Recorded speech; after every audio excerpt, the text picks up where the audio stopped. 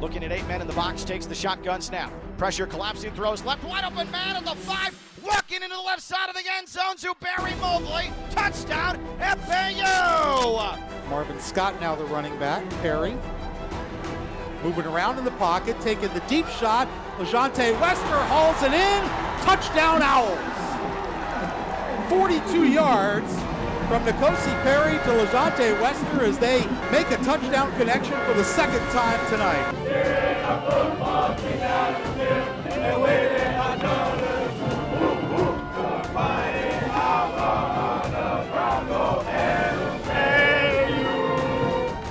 The Owls roll up 631 yards in offense on their way to a convincing 42-9 win over Southeastern Louisiana. Welcome into this week's Inside the Owls Burrow alongside the Haggerty family head football coach Willie Taggart. I'm Frank Fort. Good bounce back from the loss at Ohio, but as you said last week, regardless of the opponent, it was more about how your guys came to play.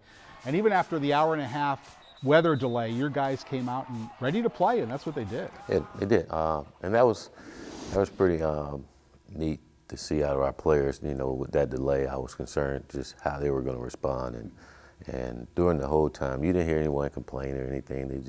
They stayed locked in. We got a little walkthrough in, and guys stayed really into the game, and then when it was time to go, they were fired up, ready to roll. So, but it was good for them to go out and play in all three phases, and again, did some good things, really good things, and we still can be better. Missing a number of starters on offense. Wide receiver Jaquan Burton played only a handful of plays. Jamal Edrin didn't play. On defense, you're missing Evan Anderson, Jalen Joyner, and of course TJ Young, your team captain. Those are significant players for you, so I'm assuming you're pretty happy with the guys that filled in. Oh, absolutely. You know, for those guys to go out and compete the way they competed the last couple of weeks, it's been really good for our football team, been really good for them. I'm always talking to our players about taking advantage of opportunities and being ready when they come. You know, they don't come often, but when they do, making sure you're ready to take advantage of it. And a lot of guys are doing that, and it's helping our football team, and I think it's going to help in the long run. In the absence of those two starting receivers, LeJante Wester had a career day, 8 catches, 140 yards. Javion Posey, seeing his first significant action of the year, caught 3 balls. So your passing game didn't miss a beat. No, it didn't. And again, we felt that's one of the position group that we have a lot of depth in at the receiver position. A lot of guys are young, but they're talented, and Nkosi did a good job getting the ball to him. The running game, 366 yards on the ground. That's going to win you a lot of football games. In both Larry McCammon with 125 yards and Zuberi Mobley with 140. Total of 366 on 44 carries. The backs made their share of guys miss, but I think that says a lot about the way the offensive line blocked, because there were some creases there. Oh, absolutely. You know, we call our O-line the tunnel workers. You know, they're the infrastructure for everything we do, and they don't get all the credit, but they're the backbone of what we do. But no, our O-line did a great job being physical up front. We came in and said we want to dominate in this ball game, and our guys literally took that to heart and went out and played that way. And that's the way we want to play. We want to be able to run the football, and we want to be able to stop the run, and we were able to do that in this ball game. And being really happy with our O-line, the way they went out and played, and happy with the young backs and just how they all went in there and ran the ball like you have a standard, you know, in the way we're supposed to, no matter who's in the game, and that was good to see. To that point, I want to bring up the final play of the first half. It's 3rd and goal from the 1 with 4 seconds left in a 21-3 game. Now, you could take the easy 3 points, but instead you brought in heavy personnel, extra tight end, extra offensive linemen. Did that sort of say something about the way you want to play? Oh, absolutely. You know, that was our mindset going in. We want to dominate. That's got to be our mentality each and every week, and that was our mindset going in, and we wanted to make sure we played that way, and it's good to see our guys go out and execute. Both you and Coach Todd Orlando, your defensive coordinator, mentioned it last week. It's the coach's job to develop players and develop depth and develop those young guys. You gave a lot of those guys reps in camp, and that's coming into play early in this season, isn't it? It really is. You know, we didn't think we would be this beat up this early in the season, you know, but being able to get those guys some reps and some of them been here this summer and this spring has really helped us so far, and we're going to need to continue to develop. That's part of our jobs throughout the year. You can't stop developing those younger guys, and our players got to continue to have that next man up mentality and make sure that they're ready when their name is called. One of those guys who flashed in the first half with two really nice plays was Amari Wansley, seeing his first significant action. He was called for targeting in the second half, which I assume is a teachable moment, but it's nice to see those young guys come in and make plays like that. It is, and you watch them in practice, you watch them in training camp, and you see flashes at times, you know, and for Wansley, he came in training camp, he still was rehabbing from an injury, but once he got really healthy, you start to see just instinctively how well he played and how fast he was, and we saw a little bit of that on Saturday, and that was good to see. Well, this week it's a big one as the UCF Knights come to town. FAU Stadium, Howard Schnellenberger Field, 7:30 kickoff. They lost last Friday 20-14 to Louisville. What does the tape tell you about the Knights? They're fast on both sides of the ball. They're physical and very athletic. You know, the quarterback is athletic. They're going to run the football, and they talent, some speed on that side of the ball, and be a challenge for our team, but a challenge that our guys are looking forward to. We're encouraging fans to wear red, make it a great atmosphere, because now this was before you got here. The last time Central Florida was here, they brought a ton of fans. I'm assuming you hoping it's an electric atmosphere for your guys. Absolutely. That's the way it should be.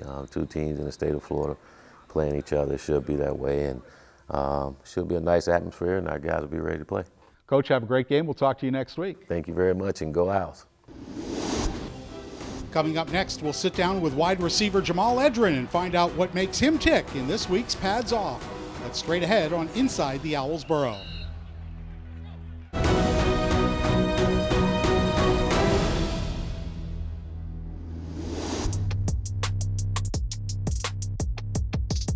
This play here, nice execution on all parts. You know, I thought the coach did a great job with his fake. The O-line did a really good job with pass protection. And then LaJonte, we put him on a double move, and he did a great job of getting the defender to open his hips and to allow him to get down the field. And the coach throw a great ball, but I think more importantly, LaJonte made one heck of a football catch here. I mean, this is a really tough catch. Not many can make this catch, and he did a great job here. Nice throw and catch for a touchdown. We're back on Inside the Owls Burrow. I'm Frank Fort. Last season, as a true freshman, wide receiver Jamal Edrin was held back big time by injuries. But so far in 2022, he's emerged as a major force in the FAU offense. Let's get to know him a little bit better in this week's Pads Off.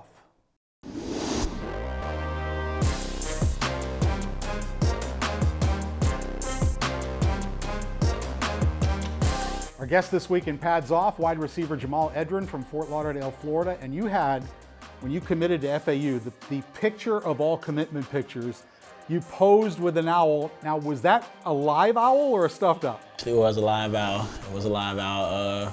Like, I want to say 10, 15 minutes before. I was at my aunt's house when I committed, actually. And my aunt, she's like a big fan of animals and stuff. So she called up a person she knew with an owl, seen if the owl was over there. The person said, yeah, I can take a picture with it. So we went over there, probably 4 minutes before I was supposed to post the commitment picture. I posed with it. It wasn't messing with me at first, so I was kind of nervous. But at the end of the day, we got the picture done. Y'all seen what happened. Yeah, it went viral, didn't it? Yeah, it did. Now, growing up in Fort Lauderdale, did you have a favorite NFL team or player that you followed? T.O., I like T.O. a lot. T.O., Deshaun Jackson, but as I got older, I started trying to take bits and pieces of everybody's game. So right now, I'll probably say my favorite player is Jamar Chase, definitely. But I try to take bits and pieces from everybody's game. All right, let's get to know Jamal a little bit away from the field. What celebrity would you want as your best friend? Can this be dead or alive or right now? Either way. I'll say Michael Jackson. Definitely want to get to know Michael Jackson. I really like Michael Jackson growing up. You have a magic homework machine that would take care of all your homework in a given subject. What subject would that be? Oh, definitely English. Anything with writing. I don't really like writing too much, so that would definitely be at the top of the list. Give me 3 words that best describe you. To describe me, I'll say goofy, hardworking, and intuitive. Who do you look up to the most, or who's the biggest influence in your life? Definitely my mom. Definitely my mom. I see how she gets up every day since I can remember. Gets up at 6 every day, gets us to school on time, make sure we have everything we need. She puts her head down and works, so definitely my mom. Definitely. What's your favorite video game, and which teammate do you play that game with most often? Video game, I have to go Madden and Kobe Stewart. Me and Kobe play Madden a lot. I'm always beating him. You're always beating him? It's being Kobe, yeah, you can ask him. I'm always beating him. Easy question, peanut butter, crunchy or smooth? Smooth, definitely smooth. Just like you? Yes, sir. You know, Frank, you know. All right, speaking of food, this was a Nick Weber-inspired question. Everybody seems to want to answer this question. We had him mic'd up in spring ball, and he started talking about chicken wings and people who use either ranch or blue cheese on their chicken wings. What side of that argument do you Crazy fall? thing about this, I don't put anything on my wings, so I like my wings plain, so I'm gonna have to go neither on that one. Ooh, okay. If you could eliminate 1 month from the year, which one would it be? Probably January. Yeah, why is that? Real cold. You know, I'm from Florida. I don't like nothing cold like that. Nothing like that. So January for sure. What is your favorite junk food? Oh, Mike and Ike's. Mike and Ike's for sure. I wish I could have Mike and Ike's all the time. The zombie apocalypse is coming. Which 2 teammates do you want with you to help you survive? Help me survive. I'm gonna go Big Ev. Evan Anderson? Yes, sir. And who? Brandon Warner. Oh, you picked the big bodies. Yeah, I want to be protected. Okay. See, that's good strategy. I like that. You thought that out. Which teammate would be the best reality show contestant? I'm gonna say Kobe Stewart again. Kobe's quiet, but y'all gotta be around Kobe. Kobe is very funny, he's very funny, and he got a lot of personality to him, so I'm gonna say Kobe. What was your favorite cartoon character when you were a kid? Oh, the Avatar. Avatar, The Last Airbender. Aang from Avatar, I got the tattoo and everything. I love Avatar. If your house or apartment's on fire, you can run in and save just one item. What are you bringing out? My phone or my PlayStation. Easy, that's an easy one. PlayStation 5. If you could use to time travel, would you go to the past or the future, and why? I'll go to the past, because I like to see if everything is true how it is in the books and like how we learned it. I like to see it for myself firsthand. Okay, so are you a little bit of a history buff or no? A little bit, yeah, I am. I watch a lot of history shows, a lot of history videos on YouTube. I'm very interested in the past, yeah. All right, Jamal, thanks for taking the pads off and visiting with us. Nah, definitely, Frank, thank you. Coming up next, we'll check in with offensive line coach Ed Warner, wired for sound during practice. That's next on Inside the Owls Burrow. Red, go. See that? And then you're right into your second level block. Inside the Owls Burrow is brought to you in part by Baptist Health Orthopedic and Sports Medicine, the official orthopedics and sports medicine provider of FAU Athletics, and by Florida Atlantic University, MBA in Sport Management.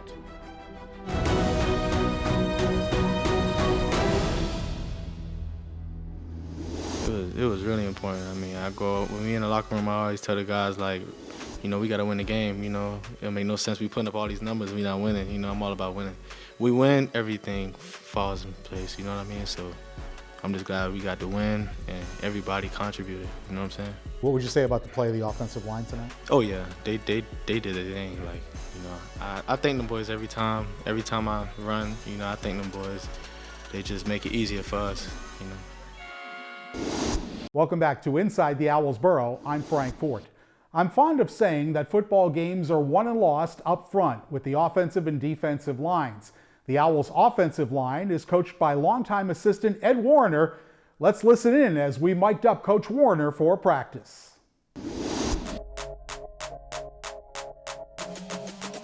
What's up with you? No, you're not. There's no chilling today. Don't say chilling. Black, go. That's good footwork, Juice. You're leaning over a little bit too much. Give me a little bit more chest up, a little more reverse arc in your back. You're doing hand swipes. One hand, and I got to replace with small circles. Got that? Juice and being competitive. Let's go. Oh, we didn't block the overhang. Go. Now, I know on your lateral step you have to read that. He was slanting on the lateral, you got to get vertical. You're good. Don't try to reach him by going backwards. Just keep pushing him. It's got to cut behind you. Black, go. That's how you stretch a guy. That's how you stretch a guy. Let's just make sure that we don't sin super quick. Let's make sure we get our guys blocked. The running backs will get their guys blocked. They haven't failed us yet. Here we go. Don't overset me. I'll beat you inside. There we go. Right there. Good. That's good right there. Great job. Great job. That's who you are. Be that guy every day. Be that guy every day. Sandlin, here's your climb up to the backer drill. We're just on our way to the backside backer, and if you show up, we're not going to go by you. I'm telling you what, we're going to change it. We're going to be shading them a stunt over too high. Oh, I love that. Even better. What made you call that? They were tight, weren't they? You have the widest rusher. Widest rusher. If the widest rusher goes in there, you're out. Right? If the widest rusher drops, you chase him. Movement. There's the movement. Bend, and it just winds back in there for 6 easy ones. Some people don't think that's a pretty play. That's a gorgeous play. Get out. Okay, he's got to go backside. There we go. Find a tunnel! Nose guard, retrace. Got him. Got the alley. He's gone. He's gone. Woo! Woo! Option football at its finest. Hash number sideline. Do you see him?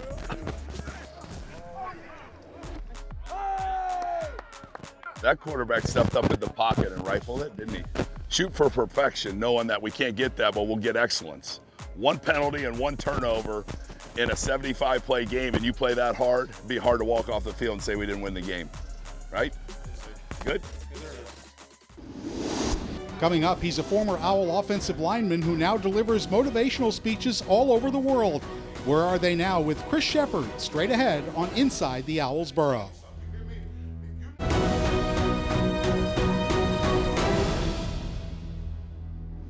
Glad you're with us this week on Inside the Owls Burrow. I'm Frank Fort.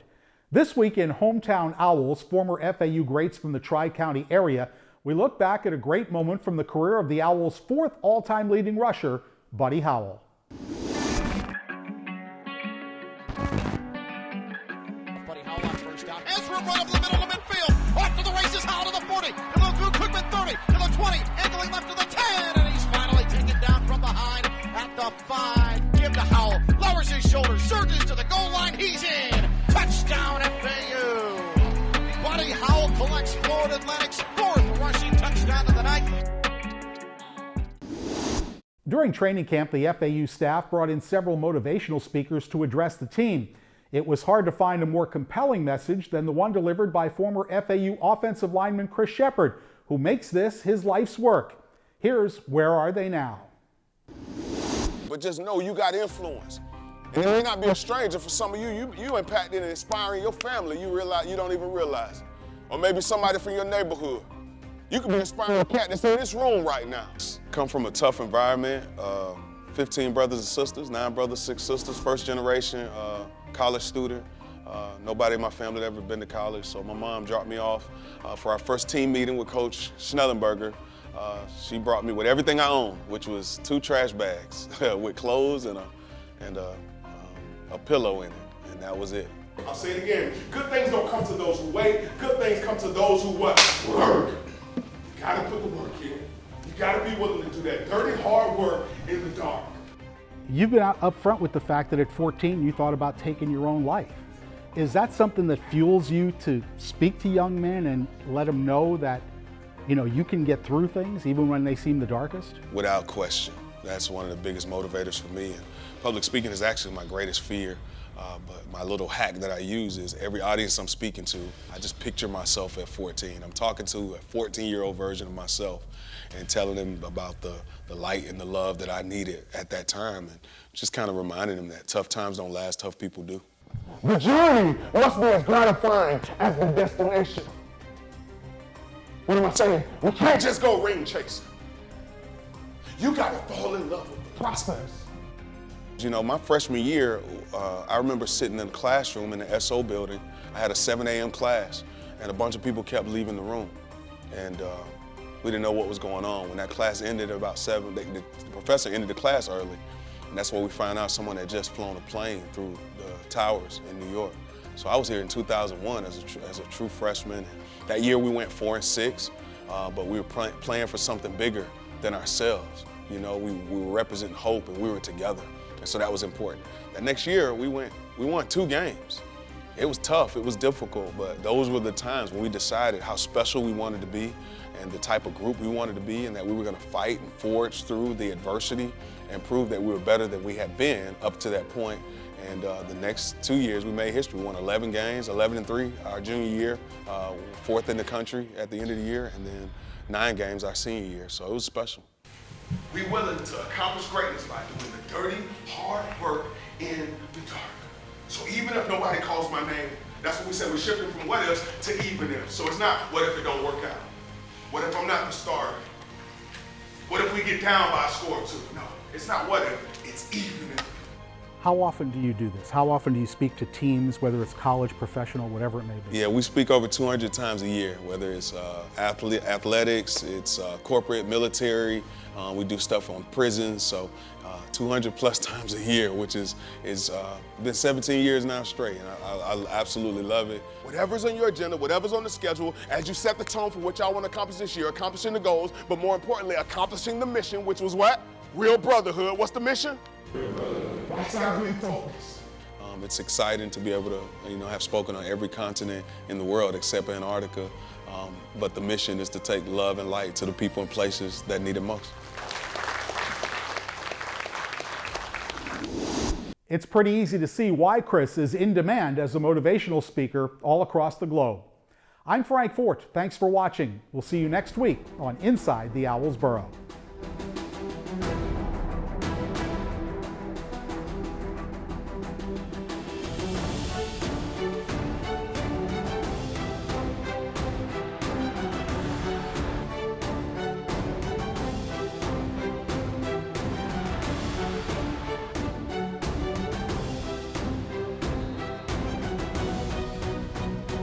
This has been an exclusive presentation from Learfield.